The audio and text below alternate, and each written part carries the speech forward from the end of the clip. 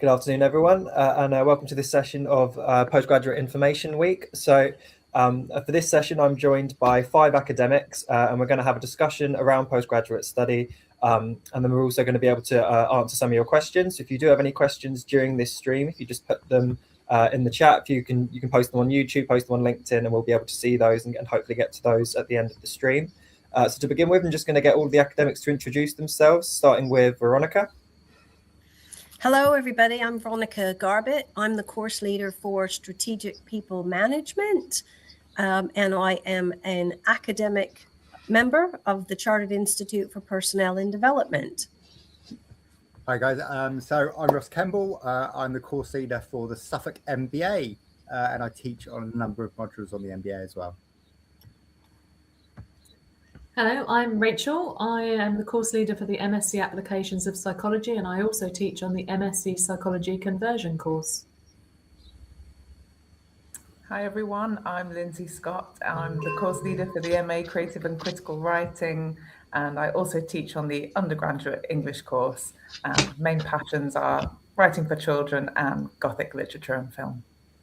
Hello everybody, my name's Jo Finch. I'm a professor of social work and I'm co-head of the Department of Counselling, Psychology and Social Work, and I'm here today to talk about the MA in social work. So I am a registered social worker and was formerly a social worker before I came into academia. Thank you everyone. So as you can see, we've got a good range of lecturers from a variety of kind of different areas and courses around the university. So I'm just going to start with the question. What would you say are the biggest benefits of a postgraduate qualification in your field of expertise? I'm going to come to Rachael with that one to begin with. Yeah, it's probably quite a good question for me because the two courses we offer in psychology have two very different kind of areas of focus. So the MSc Psychology Conversion is a course that anybody who has a previous degree at tutor and above can actually access to convert into a BPS accredited practitioner. So often you need the BPS membership to actually access mandatory training, and that master's actually gives that to you. So that's the benefit of actually accessing that postgraduate qualification, is you can actually then go on to professional training practice. The MSc Applications of Psychology is slightly different. It requires people to already be BPS accredited, but it has got a really useful placement module in there, which students often use to gain the experience needed to make their application stand out when they go for professional practice training. And also it only explores areas of practice. So if somebody is undecided about what area of practice they'd like to go into in psychology, they get the opportunity to explore 4 key areas, which include 2 of the protected titles, which are educational and clinical psychology. Thanks, Rachael. And I'd like to come to Ross with the same question. Okay, so obviously a business sort of postgraduate is slightly different. So I think with it on the MBA, I think it allows you to develop a strategic mindset and kind of be able to progress in your career. So kind of making that next step, you might be working as a supervisory role or as that middle manager. But if you're looking to move up, then employers really want to see that you've studied at that higher level. So it does sort of enable you to have that strategic mindset. I think on the MBA as well, what we try to do is try to bring in real life examples as well. So we bring in that real life examples, but then actually there's a layer of academic theory on top. So it kind of is based within that. So that's really kind of how the MBA runs. And also it's professional and credible. It's one of those things which actually is looked at within the industry as well. So that's kind of, I think, the top 3 for an MBA and at postgraduate level. Thank you, Ross. So for the next question, it's what are the main differences between a taught undergraduate and a taught postgraduate degree? Does your lecturing style differ between levels? And I'll come to Lindsey with that one. Thanks. So I would say probably for most postgraduate courses, there's more independence when you get to postgraduate level study. Certainly on the MA Creative and Critical Writing, our students would have more time to spend workshopping their writing, so more time for discussion, more time for their own practice, their own space, on style and experiment. And we tend to think of our students more as co-teachers or co-designers of our curriculum. So I'd say a key difference between the undergraduate course and our MA is that instead of perhaps us suggesting on certain modules you would study particular novels or you would look at particular types of poetry, we're inviting our students to come with their own suggestions, their own focus, their own recommendations, so that we're co-creating together, so that it is a different type of environment where you have more independence and you also have more of an input. Thanks, Lindsey. What about you, Joe?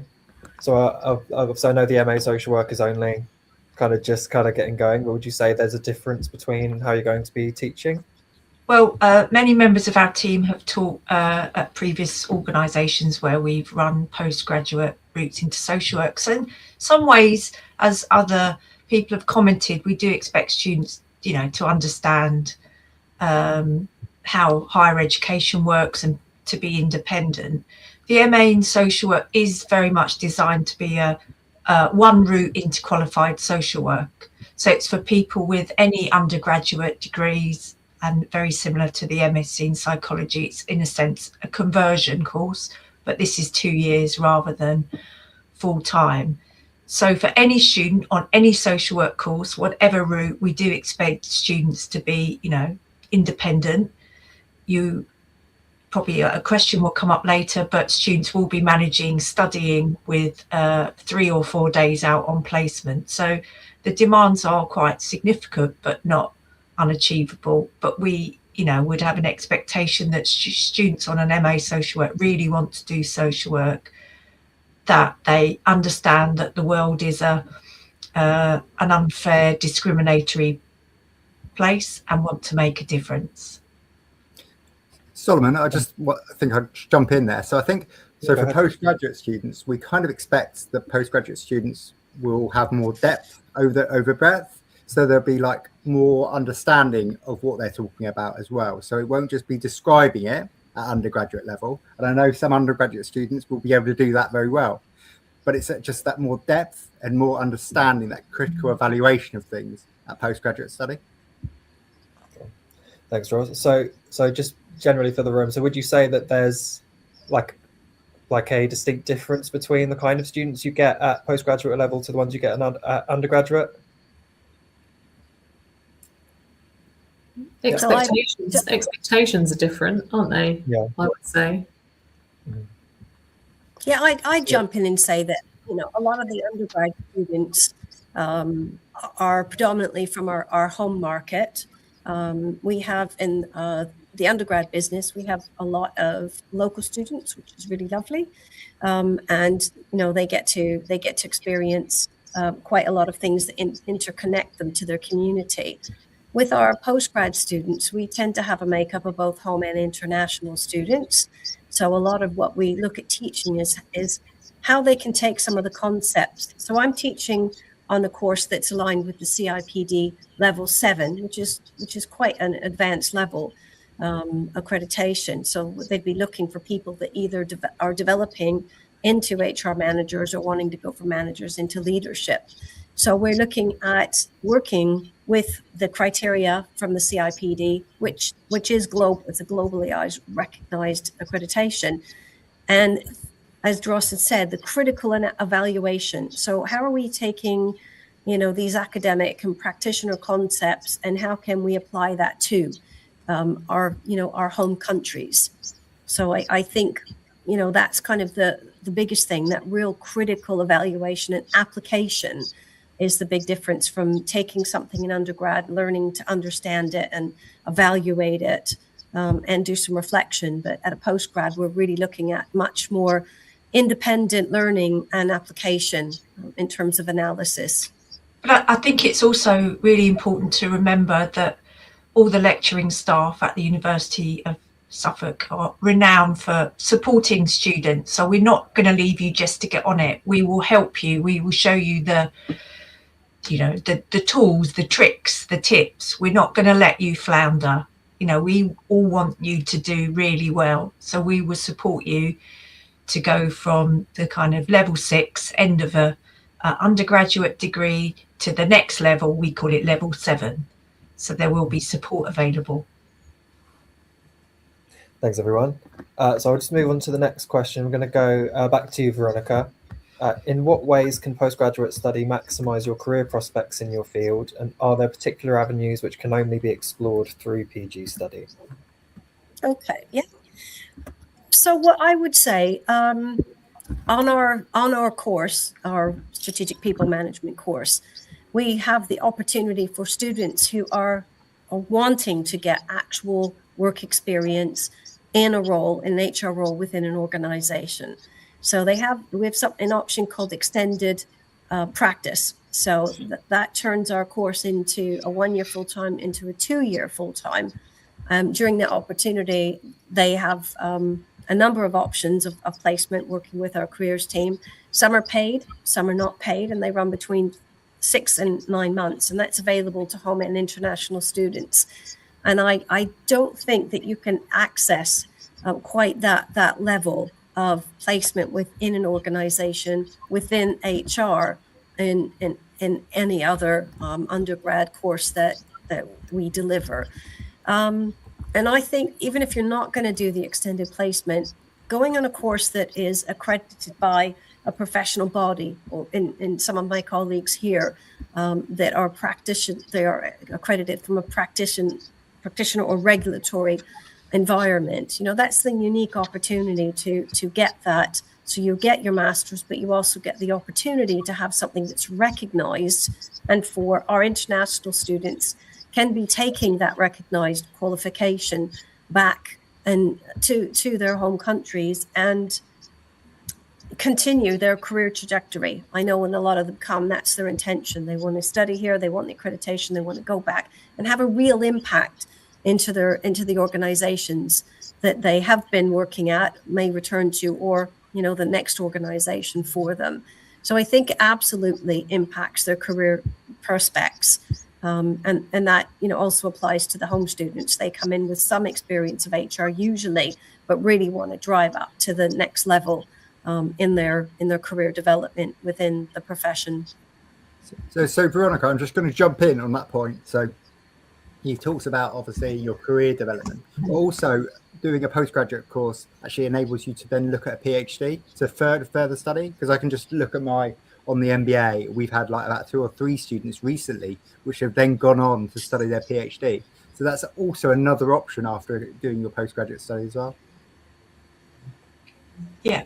So if I might interject here. So as I said before, there are a number of routes into becoming a social worker, an undergraduate route, apprenticeship route. There are some government funded postgraduate training schemes. So a master's in social work is one of those routes, and social work is a protected title. We are a regulated profession, so if you want to be a qualified social worker, or you're known as a registered social worker, you have to follow one of those approved routes. So the MA in social work is very much designed for those who perhaps are complete career changers, who maybe have done other careers but they're looking for something very different where they might work with people more directly, or it's for people that perhaps are currently working in the health and social care field in unqualified jobs or teaching assistants.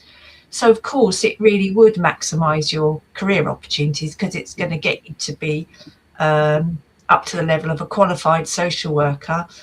And there are many different sorts of roles and jobs within social work once you become a registered social worker. Thanks, everyone. Is there anyone else who wanted to come in on that question before we move on to the next one? I'm happy to just say something about the MA Creative and Critical Writing. Thanks, Al, because it's quite different, I think, to other courses that we're talking about. But it does, in the same way, show your commitment to your future professional development as a writer. So, for example, as Ross was saying, it could be that you want to go on to study a PhD, either in creative writing or critical writing. And a lot of our students develop projects on the masters that they then continue into PhD study. So it's a great testing ground. It's great to show that you're serious, you're committed to your writing, and then it gives you all sorts of other opportunities, professional opportunities to help you on those next important steps. So for example, if you joined the course wanting to publish your own novel and you had opportunities to show your writing to a literary agent, or to receive feedback from published authors, or to undertake a writing residency, then all of these things are going to give you an advantage if you are looking to submit work professionally, to an agent, to a publisher.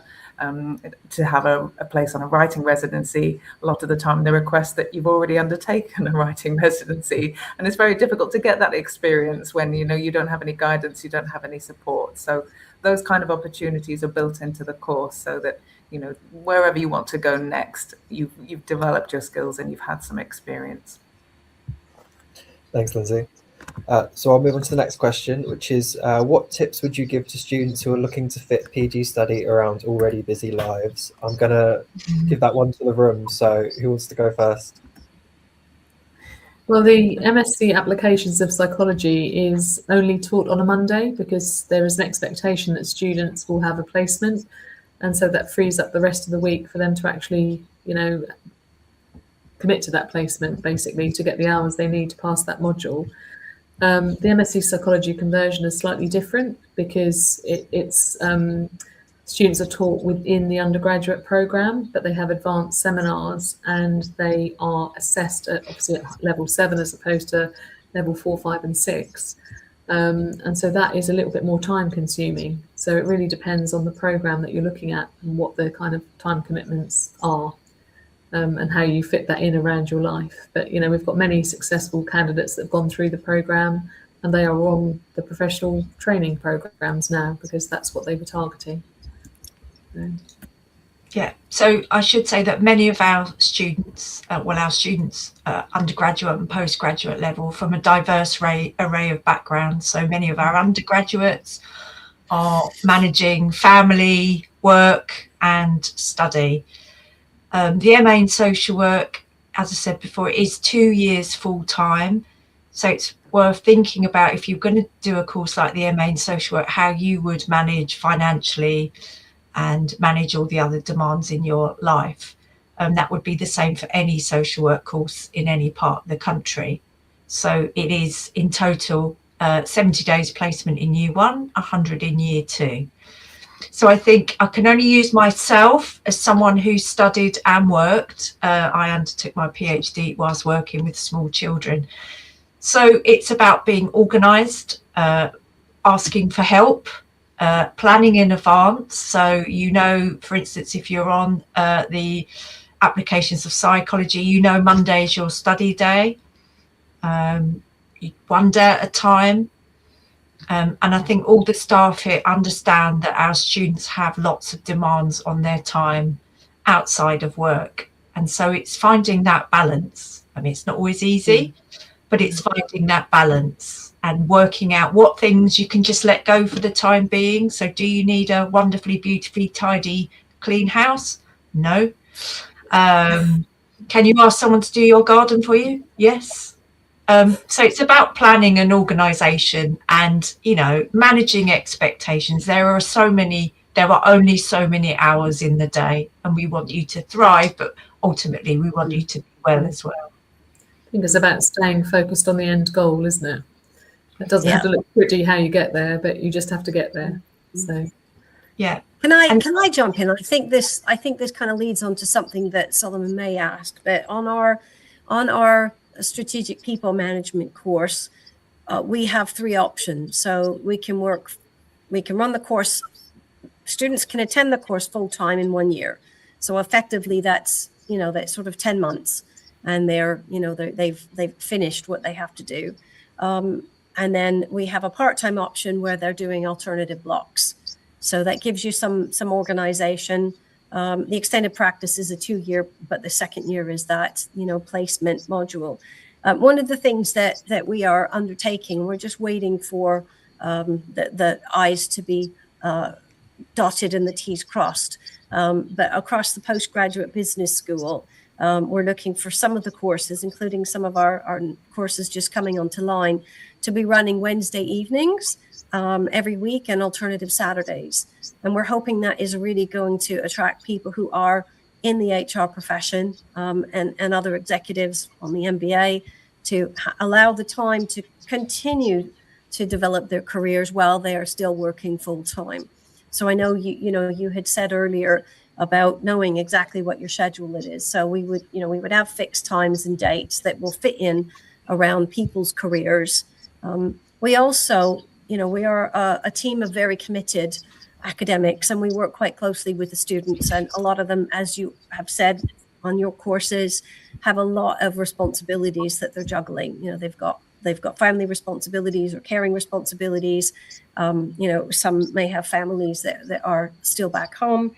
They're working part-time or full-time. So there's a lot of juggling, and we're aware of that. We've all been through that. We've all done, my MBA. I was running a business while I was doing my MBA. I know all of you with your PhDs have had to juggle that with other things. So I think, we have the, emotional intelligence to really understand and support our students. And because, we're a very internationally and culturally diverse teaching team, we can support our internationally diverse students. And I think that's a really important thing. We're really committed to doing that. And we have lots of support through the international cafes and through our students union and through our student center that provide all sorts of amazing resources to help them with their planning, with organization, with any challenges that may come up. So I think it's a great place to study, and there's a lot of different ways that we can support you in juggling all of those things and succeeding on your course. So I'm just going to sum up. So I'm going to give it. So I've just got two small points, because I think the first point is you just have to be brutally realistic with your time. You've just got to look at the course and just go, look, I'm dedicated to this course. It might take a bit of my life up over this year, 2 years, but actually I'm going to commit to this. So you just got to be brutally realistic with your time. And also, I'm a great believer in chunking small tasks together, because it's very, very rare where you get a full day where you can work on something. So actually just chunking a task up makes bigger tasks more achievable. And that's my top 2 tips. Thanks, Ross. So just going to go back to you, Veronica. So how much self-directed study time and taught lecture time is expected as part of a postgraduate degree when studying part-time versus full-time? So I think it's going to depend on the layout of the course. But if you're looking on our course where you are doing one block and then having a block off from one block, if I just look at each block, so we've got 4 blocks on our course over that year, and then you do your final project, which is a dissertation. Those 4 modules are 30 credits. And how I've always worked it out, 30 credit equals 300 hours that you plan to put in. Some of those you'll have up to 8 hours a week, which will be student facing. So you'll be working with an academic, and then you will have independent learning. You will have time that's structured by the tutor, different things to read and work on. And then, you'll have your own reading. You'll be expanding your knowledge and preparing for assessment. So over that 7-week block, you'll be looking at putting in about 300 hours. So that's, pretty much 30, 35 to 40 hours a week. It might vary a little bit depending on how close you are to finishing your assignment, when you're more likely to put a little bit more time in. Thank you, Veronica. So for the next question, I'm going to go on to some kind of student success stories, ideally. So can you provide some examples of success stories of students from your previously taught cohorts? And I'll have this one to the room. Is there anyone who wants to take that one? Yes, I would, because you're right here, Sol. You're one of our success stories, one of our course graduates, and we are very proud of you, Sol. We've got lots of other success stories. Our students on the MA all have the opportunity to publish their work in an annual anthology, and that's a huge achievement. For most of our students, that's the first time that they've seen their work published in anthologies that are available nationally, that can be bought anywhere online in reputable bookstores. So if you are a writer who is looking for those opportunities, that's already an achievement on the course, something to be proud of. And then beyond graduation, we've had students that have gone on to have great success in national and international competitions. So one of our students was shortlisted for the Women's Prize Discoveries in 2024, which meant that she was down to the final shortlisted 6 from 3,000 entries.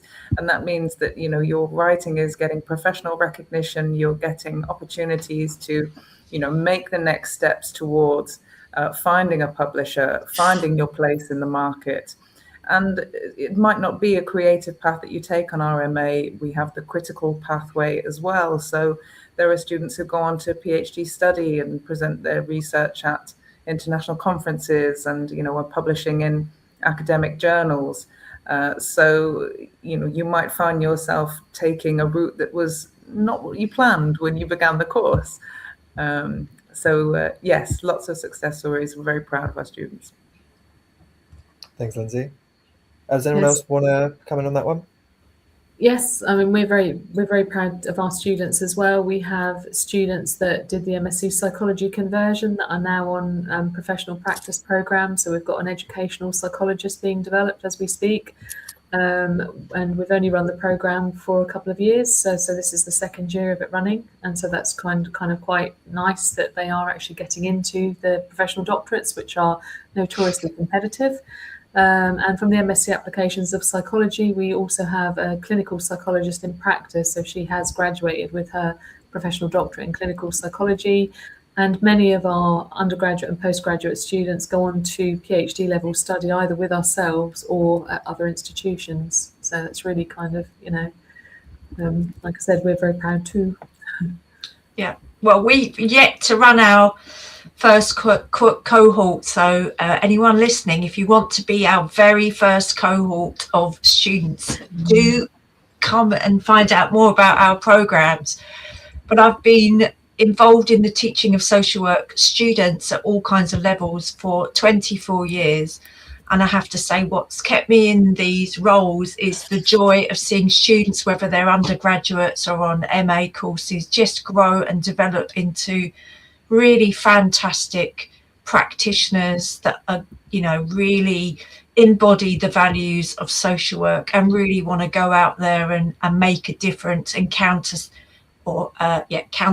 sometimes negative narrative about social workers and what they do. So I'm proud of them all. I'll dive in just briefly, just on the MBA. Most of the students work. So they're already working at sort of a middle management sort of level. So you'll generally find a lot of internal promotions since they complete their MBA, moving into more senior leadership roles, i.e. directors, associate directors, heads of service and such like. And that can be, we've had students from the council, the NHS, the private sector. So it's quite vast. And I think the MBA is quite useful in that sense because it's a kind of a melting pot. So students will come from all those various disciplines and say, well, we deal with it like this, we deal with it like that in the NHS, oh, we deal with it like that in the council. And it's all kind of different, but then you can hear how people deal with things in different ways. So it's quite, I think that's quite useful. But also I think, as I suggested way back 10 minutes ago about doctoral study. So we've recently just had a few students who have gone on to their doctorate, and I'm currently supervising 2 of them. And that's real progress. And they managed to get to their sort of idea on the MBA. So I don't think they started the MBA even thinking they wanted to do a doctorate. But once they'd done their project, they were like, wow, this is something I'm really interested in. And so they're doing that, they're combining it with their job as well. So, yeah. Yeah. So all students on all postgraduate courses would have an opportunity to develop a research project or learn more about research skills. And those skills are so valuable for in any employment. Those critical evaluatory skills, judging the quality of evidence. So in and of themselves, they are so valuable for the workplace, but also valuable to ourselves in how we think about what we know and how we know what we know. Thanks, everyone. I'm just going to highlight a comment which someone's made. So this person is applying to computer science. I just wanted to point out that there's going to be an international specific session of PG Week tomorrow at 10 a.m. And you can also reach out to the international team. So if you wanted more information around kind of applying for that, I'd recommend you come to the session tomorrow at 10 a.m. And you can email the international team at international@uos.ac.uk. And then we'll be able to kind of cover any questions from that. But the next question I'm going to ask you all is, what advice would you give to those who are considering undertaking a PhD within your field of expertise? And I'll ask that we'll start with Rachael. Me?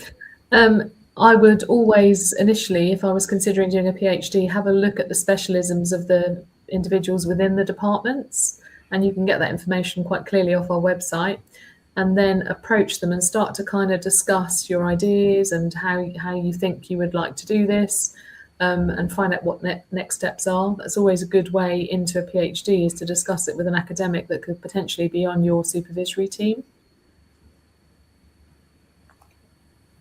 Does anyone else want to come in on that one? Yeah, so yes, everything Rachael says. I'd also consider why you want to do it. So are you curious about something in the workplace? Have you always wanted to do it?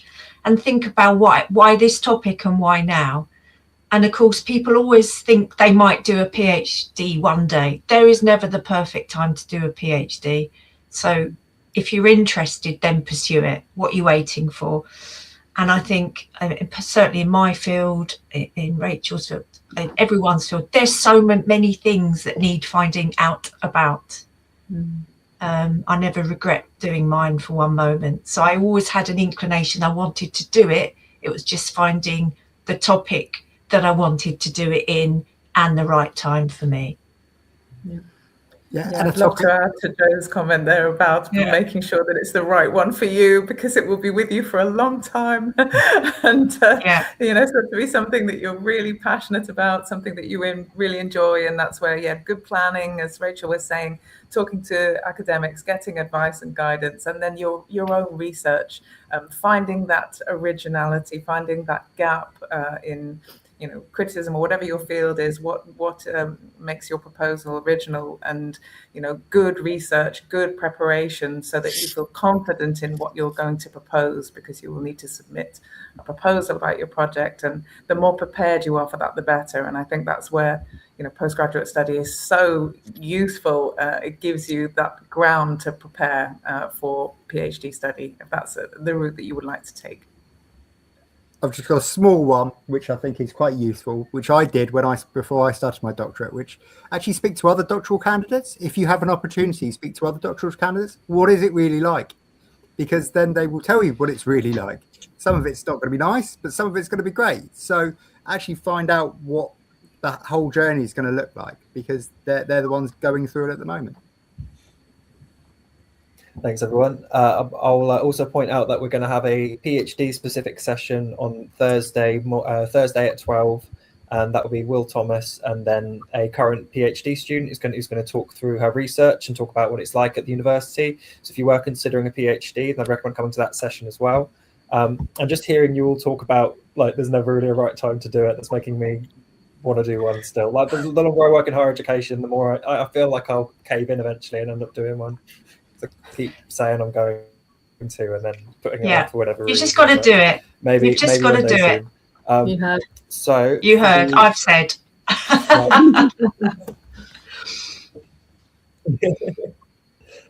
So for the final question, which I will just put to the room generally as well, is what would you say to those who are second guessing postgraduate study due to financial concerns? Are PG courses monetarily viable?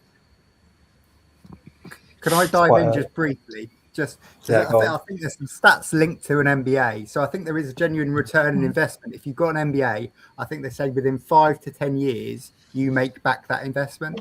So I'm just going to do a snapshot again and just say, I think an MBA is an investment and not a cost. So actually, yes, you do have a cost up front. So you pay to start off with, but then you return that investment over time. I would agree with that. When students, go through the opportunity to develop their critical thinking, to be able to use information and data to make decisions, to influence, their senior management team, their colleagues, the confidence that you grow, the skills that you grow. It's really hard to monetize that. But I would agree with what Ross is saying. If you walk away with a level 7 CIPD membership, you are recognized globally as being somebody that adheres to, the standards of the profession, but has the knowledge and the behaviors that are expected, for a professional human resource management career. So I think it is definitely an investment, and you're walking away with more than just your master's, which is in itself very valuable. But I think my other colleagues here are going to say, you're walking away with something that is recognized by, within your profession, that, is a registered, recognized qualification. And it's the start of, a career. So, you're making an investment in yourself and where you want to go to do something that you're passionate about and is fulfilling. So I think there's lots of different levels. So, I think it's absolutely worth the investment in your career and in yourself to do a master's. Yeah, I agree. Yes, there's planning. You do need to plan about how you're going to manage maybe loss of income if you can't work or you have to reduce your hours. But it is an investment. And within social work, there are regional skills shortages and nationally. So our undergraduates, we have such a high level of graduate employment. So most of our graduates are employed by about July because there's such a shortage of social workers out there. It's also an incredibly varied career. So there's lots of different routes, different options within social work. And there is a very clear, career structure and progression. And whilst not all social workers stay in social work, like me, I've come into academia, but some people then train as therapists or counsellors from that. But it's an investment. I don't regret for one moment investing in becoming a social worker or investing in my PhD. Yeah, I completely agree with my colleagues that, I would say, first of all, as well, to anyone who is second guessing, that means that you're intelligent and you're thinking carefully and you are planning and you are already considering, is this going to be worth it? And how do I make the most of this opportunity? And thinking about it as, yes, an investment in your future career, and an investment in the doors it's going to open for you, the contacts that you're going to make, the opportunities that might mean that you have, the next step on the ladder. I remember when I did my master's, yes, it cost money, but it meant that I had an advantage when I applied for my PhD, and I got a bursary for the PhD, so that, the money did come back to me. I didn't have to pay to do the PhD because I'd invested in the master's. So yeah, take your time to think about it. Take your time to plan and decide what you want out of the course and how you want to invest in your future. I have one more thing, Solomon. Sorry. Don't be afraid to ask your employer as well. That's becoming more common. A postgraduate qualification, because they might be able to see the value. Well, they would be able to see the value when you've completed it. I know on the MBA, the major projects, sometimes organisations have wicked problems which they want to be fixed. So actually, they'll say, "Oh, we'll part fund this if you're going to look at that area for us." So that's just think sometimes outside of the box, because yes, it can be a big cost, but actually you can sort of find ways to be able to match that. Thanks, everyone. I'm just going to do one last question, actually. If I can have one thing from each of you for this one. So I'd say, what would you say puts the University of Suffolk ahead of other postgraduate providers? And if we go in a circle, if we start with Veronica. I'm glad you did me first. I think it's teaching. I think from what everyone's here is saying, we are very practitioner-led. We all have expertise. We've all been out there. We've all done it. We've all got professional accreditations, and we know what it feels like to sit on the other side of the desk. We know what it's like to be learning and the challenges and juggling, life. as well as that, we are current in what is happening in our industries, in our professions. So we bring that in. We've got that academic and practitioner view to bring into what's going on. The live projects that we're doing that will really have impact into the organizations that our students are working in or interested in. And I think all of that means that, we're excellent as a teaching team. We've won awards, best teaching. You were #1 for teaching in the business, in the business subject areas. So I think, that speaks for itself. And I think, we really care about our students. And I think that really is, amazing. I've worked in other organizations that are great, but the way that the staff really kind of care and take an interest and get to know our students mean, we're able to really support them and signpost them to the resources they need to make sure they absolutely get the best out of the course. So that's my thing. Sorry, it was more than one. Mm-hmm. So yeah, and I'm just going to jump on Veronica's last one. I think we support our students, and sorry, Joe, I know you said this earlier, but I think I honestly do. I think we genuinely support our students. I think you won't walk into a classroom where there's going to be 60, 80 students.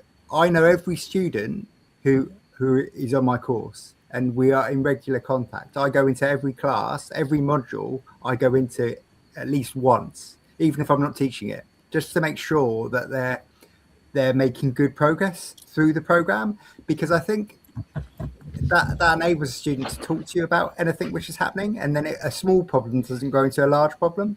And that's really important to me, because I've been there, I've studied at Masters, I've studied at undergraduate. So I know that if you have a problem, it's best addressed early. So that's why I try and make myself visible on the MBA. And I'm sure my other colleagues do as well. Yeah, I think that is one of our biggest strengths, isn't it? Is the fact that the students are closer to us, because there are less of them. And so you do get to know the students by name, and they're not just a number on a piece of paper that you have no connection with. And I think that is a really big strength. Yeah, and I would say that, being a small university compared to some other institutions is such an advantage for students, because it means increased opportunities. We are a university that holds itself to the same high standards as any higher education institution. So that means that we are providing the same opportunities in terms of work placements, or we are providing the same opportunities in terms of skills development. And if you think about more space for yourself to take advantage of those opportunities. So, just as Ross was saying, we lots of us taught in other universities, and when I had 200 students on a module, when we only had a few placements available, it was a highly competitive environment. Here, when we have more time with our students, but also more space to give them those opportunities, it's so much more satisfying, because you can not only spend more time with students as individuals, get to know them, get to know their career aspirations, seek out those opportunities to support them, but also, it's reassuring for us to know we can find more space, we can, give our students more avenues of support, and we, won't be left saying that unfortunately, we don't have a place or that opportunity for you. So it's really rewarding in that sense. So I've got the hardest job, as I'm the last one, but to kind of speak to everyone said it. We offer students a really personalised learning journey. We recognise that our students come from, whilst we have our students from Ipswich, we've got students from all around the globe. We are used to, working with, we're not teaching you, we're working with students who are perhaps older, mature. A number of our students might have specific learning disabilities, and all students are welcome. And what I would say, having worked in other universities as well, similarly, I taught large groups of students. I couldn't remember their names. I know all the students' names. I'm not directly involved in their teaching, but I generally know who they are. And I think University of Suffolk is an incredibly friendly campus. So students are very friendly, staff are very friendly. There are no kind of airs and graces and hierarchies here. It really is a very kind campus.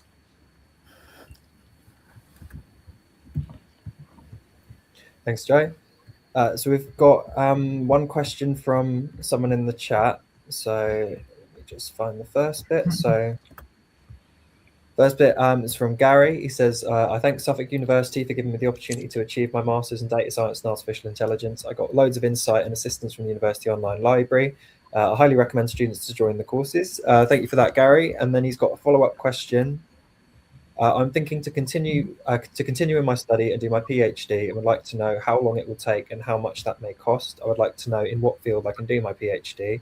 And I think I'm right in saying that your PhD can be in kind of any field of study, really. Obviously, I'd imagine you preferably want it to be along the lines of data science and artificial intelligence. When it comes to funding, there's a particular rate for PhD study. I'm going to link you to a web page here, Gary.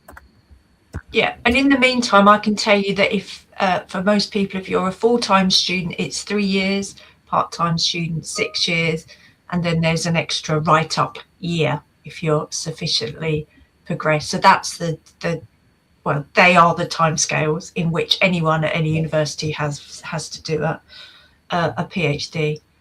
But I would really encourage you, Gary.